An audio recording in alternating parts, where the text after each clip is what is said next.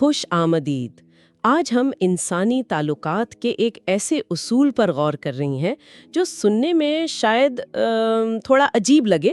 جی، کون سا اصول؟ اصول یہ ہے، اگر آپ غلط ہیں تو جلدی اور زور دے کر تسلیم کریں. اچھا، یہ تو واقعی ذرا ہٹ کے سوچ ہے. جی، یہ خیال ڈیل کارنیگی کی بہت مشہور کتاب how to win friends and influence people کے کچھ حصوں سے لیا گیا ہے جو ہمارے پاس ہیں. بالکل. عام طور پر تو لوگ اب جانتے ہیں اپنی غلطی ماننے کے بجائے اس کا دفاع کرنے لگتے ہیں. آج ہم دیکھیں گے کہ کارنیگی کیوں کہتے ہیں کہ فوراً اور وہ بھی کھل کر اپنی غلطی مان لینا نہ صرف بہتر ہے بلکہ فائدہ مند بھی ہے. جی ہاں، بلکہ اکثر حیران کن طور پر فائدہ مند بھی ثابت ہوتا ہے. تو آئیے کارنیگی کے اپنے تجربے سے شروع کرتے ہیں. وہ فارسٹ پارک میں اپنے کتے ریکس کے ساتھ سیر کر رہے تھے. اچھا. اور ریکس وہ بغیر پٹے اور منہ بند مزل کے تھا. کارنیگی کو پتا تھا کہ یہ قانوناً ٹھیک نہیں، لیکن انہوں نے سوچا کہ پارک ویران ہے تو کیا فرق پڑتا ہے نا. بالکل یہی سوچا. اور یہیں سے اکثر مسئلہ شروع ہوتا ہے.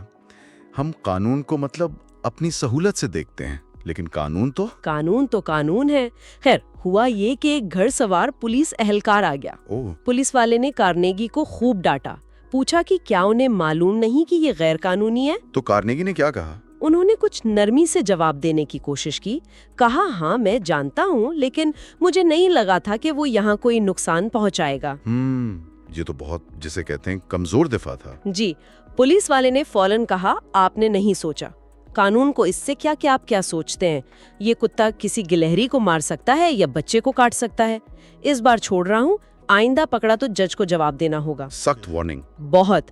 کارنیگی نے وعدہ کر لیا. لیکن کچھ عرصے بعد پھر وہی غلطی، وہی پارک، وہی کتا اور وہی پولیس والا. اچانک وہی پولیس والا سامنے آ گیا. اس بار کارنیگی نے آپ سوچیں کیا کیا ہوگا؟ شاید پھر کوئی بہانہ. آپ نے پچھلے ہفتے ہی مجھے وارننگ دی تھی. واہ، یہ تو کمال کی تبدیلی تھی. پہلے دفاع، اب مکمل سرنڈر. جی، خود سپردگی. اور نتیجہ؟ ہاں، نتیجہ کیا نکلا؟ پولیس والے کا رویہ فوراً بدل گیا. اس کا لہجہ وہ بالکل نرم ہو گیا. سچ میں؟ جی ہاں. اس نے کہا ٹھیک ہے، میں جانتا ہوں کہ ایسے چھوٹے کتے کو بھاگنے لینا اچھا لگتا ہے جب آس پاس کوئی نہ ہو. اچھا، یہ تو الٹا ہو گیا. کارنیگی نے پھر بھی قانون کا ساتھ دیا. کہا یقیناً اچھا لگتا ہے لیکن یہ قانون کے خلاف ہے. تو پولیس والے نے کیا کہا؟ پولیس والے نے جواب دیا ارے اتنا چھوٹا کتا کیا نقصان پہنچائے گا. کمال ہے. کارنیگی نے پھر کہا لیکن وہ گلہریوں کو مار سکتا ہے. اب تو لگتا ہے پولیس والا کارنیگی کو تسلی دے رہا تھا. بالکل. کہنے لگا لگتا ہے آپ کچھ زیادہ ہی سنجیدگی سے لے رہے ہیں. ایسا کریں اسے پہاڑی کے دوسری طرف لے جائیں جہاں میں اسے نہ دیکھ سکوں، اور بات ختم. یہ تو حیران کن ہے. کارنیگی کے مطابق جب انہوں نے خود پر تنقید کی تو پولیس والے کی اہمیت کے احساس کی تسکین ہو گئی. جی بالکل. اب اس کے پاس اپنی عزت نفس بڑھانے کا واحد راستہ یہ تھا کہ وہ رحم دلی دکھائے. اگر وہ بحث کرتے تو شاید جرمانہ ہو جاتا یا بات بڑھ جاتی. یقیناً. تو یہ نفسیات بڑی دلچسپ ہے.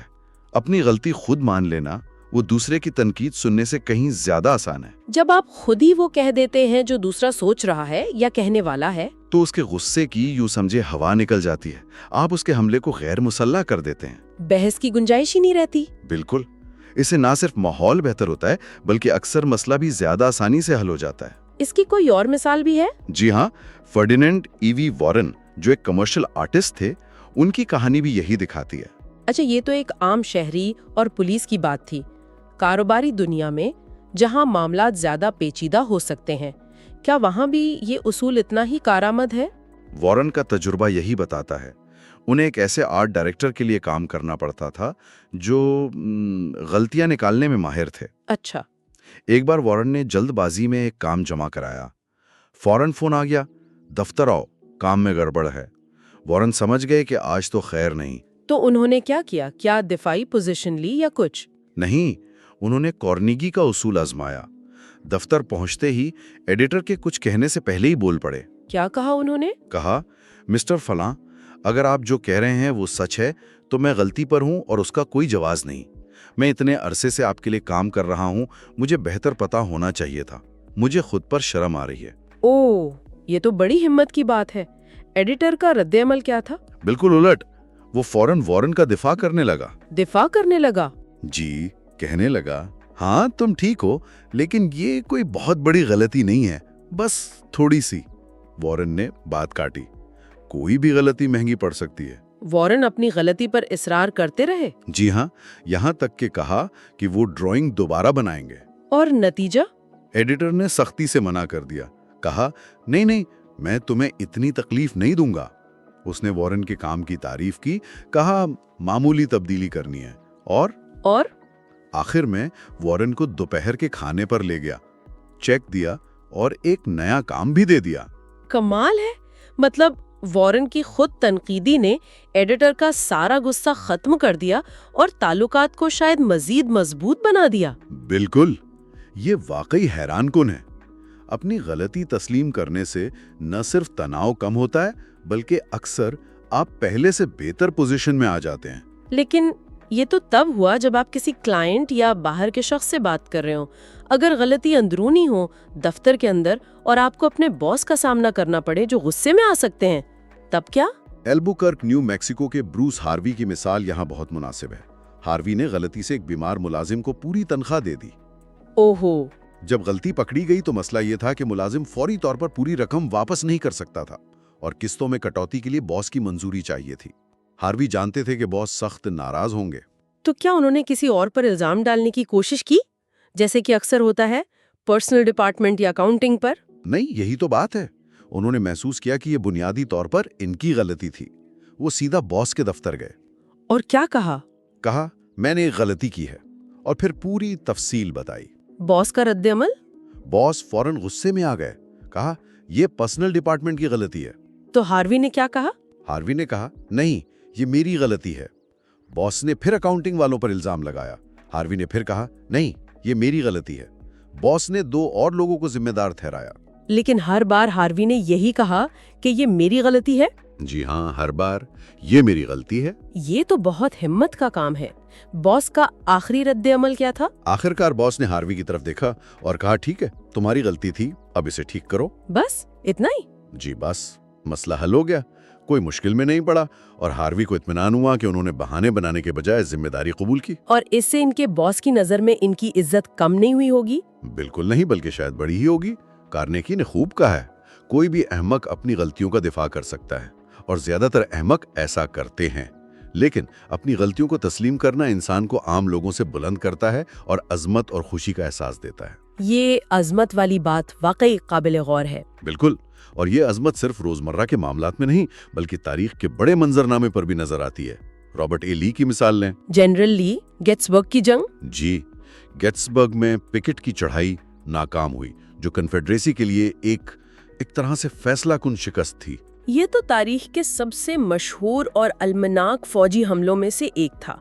ली पर क्या गुजरी होगी?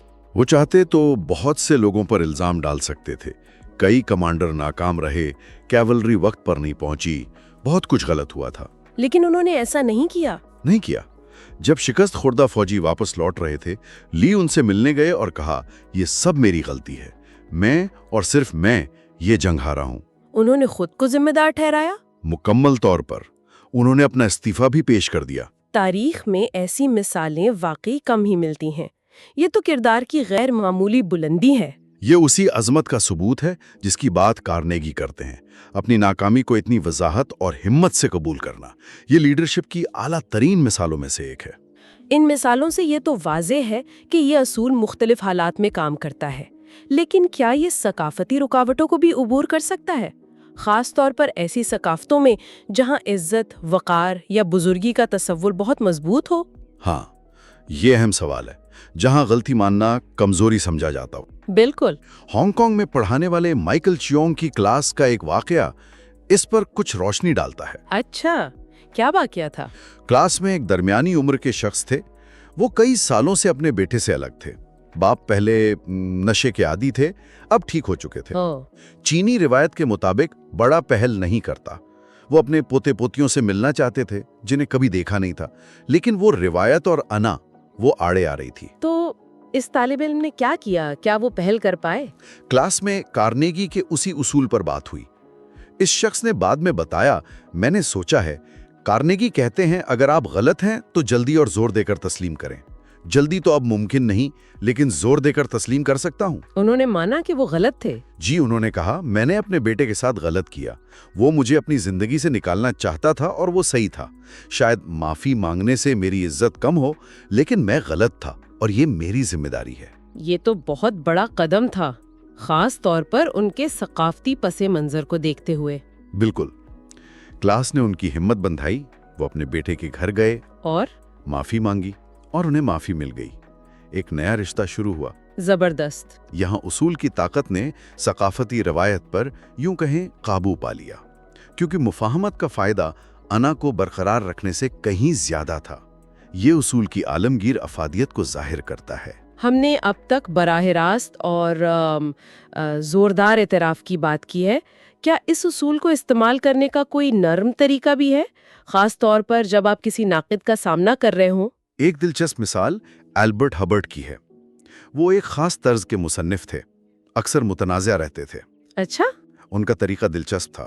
جب کوئی ناراض قاری انہیں خط لکھتا کہ وہ کسی مضمون سے متفق نہیں اور ظاہر ہے برا بھلا کہتا، تو ہبرٹ کیا جواب دیتے تھے؟ دفاع کرتے تھے؟ نہیں، ان کا جواب کمال کا ہوتا تھا. وہ کچھ اس طرح لکھتے: جی، سوچنے پر میں خود بھی اس سے پوری طرح متفق نہیں ہوں. کلمے میں جو کچھ لکھا وہ سب آج مجھے پسند نہیں. مجھے خوشی ہے کہ آپ اس موضوع پر کیا سوچتے ہیں. اگلی بار جب آپ قریب ہوں تو ہم سے ضرور ملیں اور اس پر بات کریں. مینوں دور سے یہ مصافحہ. آپ کا مخلص. واہ، اس جواب کے بعد تو کوئی کیا کہے گا. یہ تو بالکل غیر مسلح کر دینے والی بات ہے. بالکل یہی نقطہ ہے. ہیوبرٹ کی تکنیک براہ راست میں غلط تھا نہیں کہتی، لیکن یہ ناقد کے نقطۂ نظر کو تسلیم کرتی ہے، اپنی بات پر مکمل سختی نہیں دکھاتی اور کھلے پن کا اظہار کرتی ہے. تو یہ بھی ایک طرح سے جھکنا ہی ہے. جی، یہ بھی سخت دفاع کرنے کے بجائے جھکنا ہی ہے. یہ ممکنہ دشمن کو دوست بنانے کا ایک نرم مگر مؤثر طریقہ ہے. تو آج کی ساری گفتگو کا نچوڑ یہ نکلا کہ جب ہم صحیح ہوں تو ٹھیک ہے، حکمت عملی سے دوسروں کو قائل کرنے کی کوشش کریں، لیکن جب ہم غلط ہوں اور ایمانداری سے سوچیں تو ایسا اکثر ہوتا ہے. جی ہوتا ہے. تو فوراً اور کھل کر اپنی غلطی مان لیں. اور اس کے فوائد صرف مسائل حل کرنا یا تعلقات بہتر کرنا ہی نہیں ہے. کارنیگی کے مطابق ایسا کرنے میں ایک خاص قسم کا مزہ بھی ہے. مزہ؟ ہاں، مطلب وہ جو دفاعی پوزیشن لینے کی کوفت ہوتی ہے اسے بچنے کا اطمینان. یہ ایک پرانی کہاوت کی بھی تصدیق کرتا ہے: لڑنے سے آپ کو کبھی کافی نہیں ملتا، لیکن جھکنے سے آپ توقع سے زیادہ حاصل کر لیتے ہیں. آج ہم نے دیکھا کہ اپنی غلطیوں کو جلدی اور زور دے کر تسلیم کرنے میں کیسی طاقت ہے. پولیس والے کا رویہ بدل گیا، آرٹسٹ کو نیا کام ملا، باس کا غصہ ٹھنڈا ہوا، ایک عظیم جرنیل نے تاریخ میں نام کمایا، اور ایک باپ بیٹے کا رشتہ بحال ہوا. یہ سب کہانیاں ایک ہی اصول کی طرف اشارہ کرتی ہیں. بالکل. اور آخر میں ایک سوال جو شاید سوچنے پر مجبور کرے: اگر یہ طریقہ اتنا مؤثر ہے تو لوگ اسے اپنانے سے اتنا ہچکچاتے کیوں ہیں؟ کیا یہ ہماری انا ہے، نتائج کا خوف، یا معاشرے کا دباؤ کہ غلطی ماننا وہ کمزوری کی علامت ہے؟ یہ ایک اہم سوال ہے جس پر ہر کوئی اپنے تجربات کی روشنی میں غور کر سکتا ہے. آج کی اس گہری بات چیت کا وقت یہیں ختم ہوتا ہے.